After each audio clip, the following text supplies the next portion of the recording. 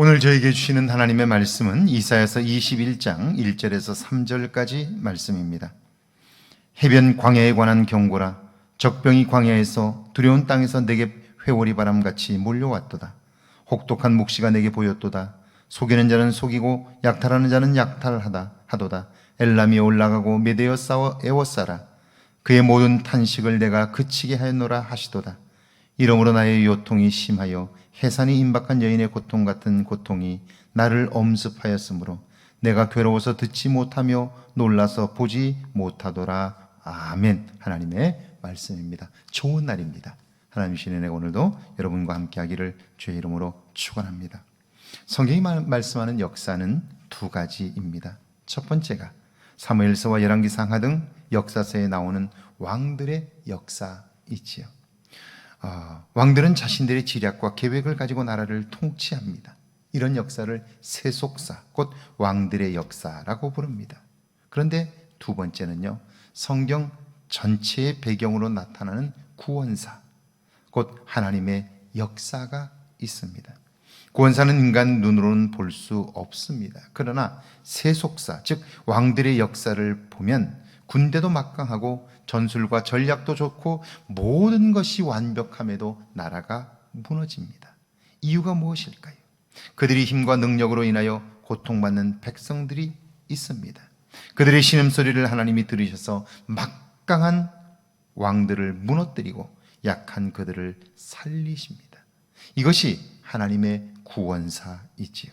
오늘 본문에서 하나님은 제국 바벨론을 향하여 경고하십니다. 1절이죠.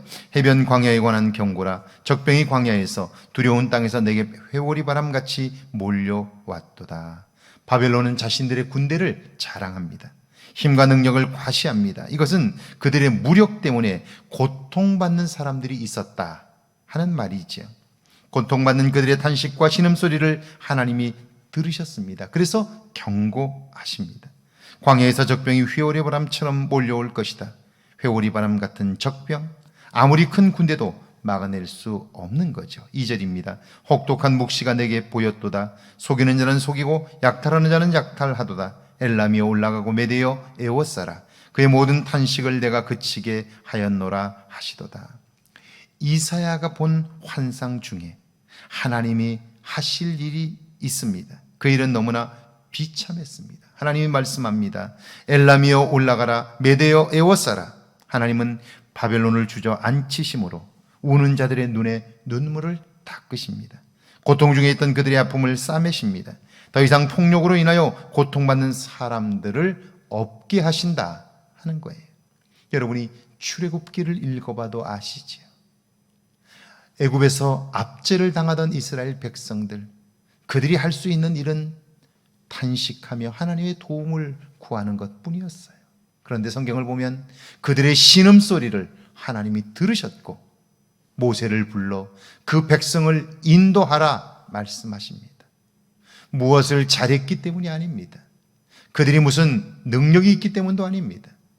그저 하나님의 백성인 그들이 하나님을 떠나 살아감으로 힘들고 고통스러운 현실을 만났으나 어렵고 힘든 현실 앞에서 하나님께 도움을 구했을 때 하나님은 그들을 향하여 손을 내밀었고 그들을 건져주시며 약속의 땅으로 인도해 주신 것이죠. 하나님은 당신의 백성들이 고통받는 것을 두고 보실 수 없는 분이시죠. 그래서 3절입니다. 이러므로 나의 요통이 심하여 해산이 임박한 여인의 고통 같은 고통이 나를 엄습하였으므로 내가 괴로워서 듣지 못하며 놀라서 보지 못하도다. 이사야는 자신이 환상으로 그 장면을 보고 그 악한 제국 바벨론이 멸망할 그 상황을 보고 고통스러워합니다. 놀라서 충격을 받습니다. 이사야는 자신이 본 그것으로 인하여 보고 이런 고통을 겪는데 실제로 여러분 이 일을 당한다면 그 고통은 얼마나 클까요? 하나님이 하시는 일들은 사람들의 예측과는 차원이 다릅니다. 하나님은 악한 자들의 행위를 결코 두고 보지 않습니다. 그러니까 오늘을 살아가면서 내가 가지고 있는 무엇을 가지고 하나님의 뜻과 반대되는 일에 사용하고 있지는 않은지, 특별히 우리는 가정에서, 가장으로 또는 엄마와 아빠로 우리는 자녀들, 약자지요. 그들을 함부로 할 수 있어요. 우리 생각대로 그들을 끌고 가려고 해요.